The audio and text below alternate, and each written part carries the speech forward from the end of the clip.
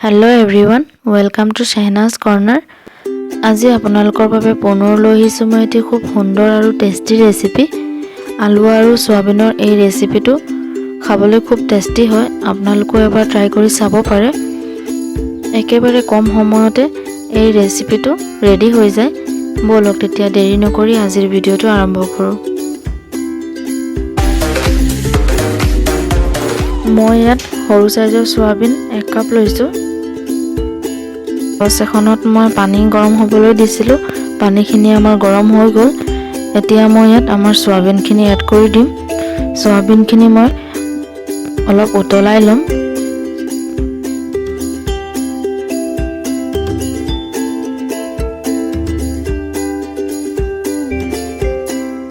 উতলি গ'ল।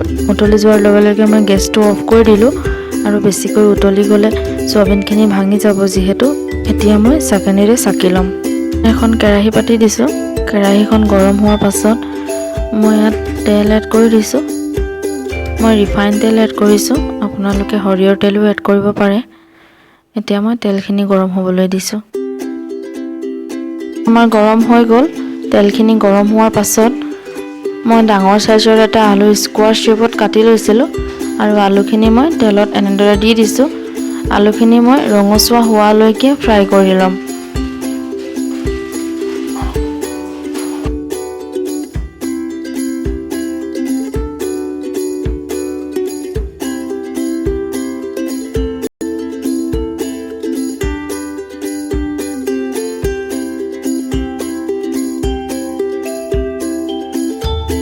আলুখিনি আমাৰ ফ্ৰাই কৰি লোৱা হৈ গ'ল। আলুখিনিক মই এইটো ষ্টেজলৈকে ফ্ৰাই কৰিম গোল্ডেন ব্ৰাউন হোৱালৈকে। এতিয়া মই চামুচ এখনৰ সহায়ত আলুখিনি তেলৰ পৰা কাঢ়ি উলিয়াই লম।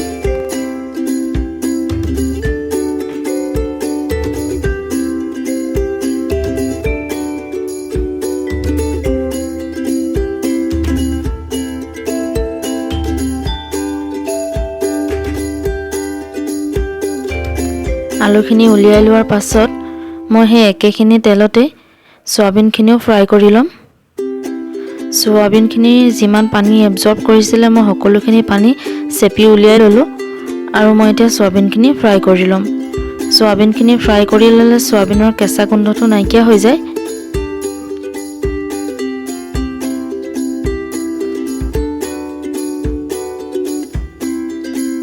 আমাৰ ফ্ৰাই কৰি লোৱা হৈ গ'ল। সোয়াবিনখিনিও মই গোল্ডেন ব্ৰাউন হোৱালৈকে ফ্ৰাই কৰি ললো। এতিয়া মই সোয়াবিনখিনি প্লেট এখনত উলিয়াই লৈছো।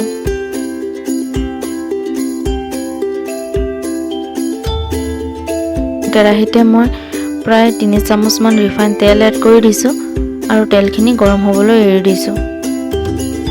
আমাৰ গৰম হৈ গ'ল। তেলখিনি গৰম হোৱাৰ পাছত মই ডাঙৰ সাইজৰ এটা পিয়াজ মিহি মিহিকৈ কাটি লৈছিলো আৰু পিয়াজখিনি মই তেলত এড কৰি দিলো আৰু পিয়াজখিনি মই গোল্ডেন ব্ৰাউন হোৱালৈকে ফ্ৰাই কৰি লম। পিয়াজখিনি আমাৰ ফ্ৰাই কৰি লোৱা হৈ গ'ল।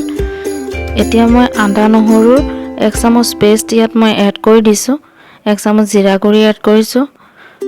1 চামুচ ধনিয়া গুৰি এড কৰিছো। 1 চামুচ জলকীয়া গুৰি,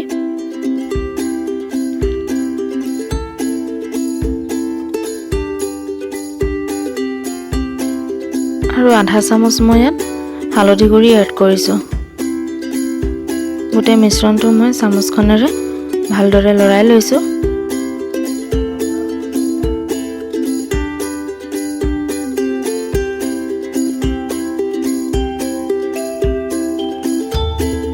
ইয়াত মই 3 চামুচ মান পানী এড কৰি দিছো আৰু ভালদৰে গোটেই মিশ্ৰণটো লৰাই লৈছো। এই মছলাখিনি মই তেতিয়ালৈকে ভাজিম যেতিয়ালৈকে মছলাখিনিৰ পৰা তেলখিনি বেলেগ হৈ নাযায়। নিমখ এড কৰিছো মই ইয়াত সোৱাদ অনুসৰি।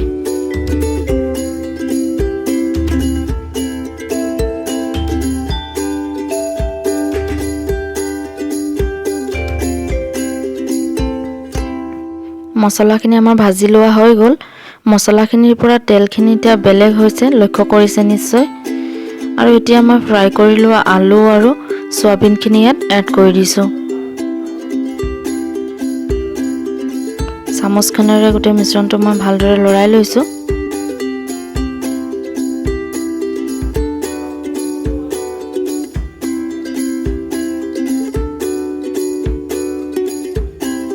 প্ৰায় 1.5 কাপ মান মই ইয়াত পানী এড কৰি দিছোঁ।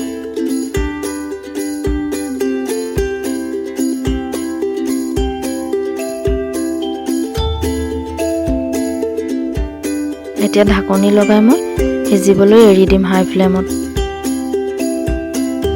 প্ৰায় 10 মিনিট মানৰ পাছত মই ঢাকনিখন এনেদৰে গুচাই ল'লোঁ আৰু চামুচখনৰ সহায়ত আকৌ এবাৰ লৰাই লৈছোঁ আৰু অলপ সময় মই ইয়াত সিজাই ল'ম। প্ৰায় 5 মিনিট মানৰ পাছত গেছটো মই অফ কৰি দিলোঁ আৰু আমাৰ ৰেচিপিটো খাবলৈ ৰেডি হৈ গ'ল। এতিয়া মই চাৰ্ভ কৰি দিম। সয়াবিন আৰু আলুৰ এই ৰেচিপিটো খাবলৈ খুব টেষ্টি হয়। আপোনালোকে এবাৰ ট্ৰাই কৰি চাব পাৰে। যদিহে মোৰ ভিডিঅ'টো ভাল লাগিল তেন্তে লাইক, কমেণ্ট আৰু শ্বেয়াৰ কৰিবলৈ নাপাহৰিব আৰু লগতে মোৰ চেনেলটো ছাবস্ক্ৰাইব কৰি দিব।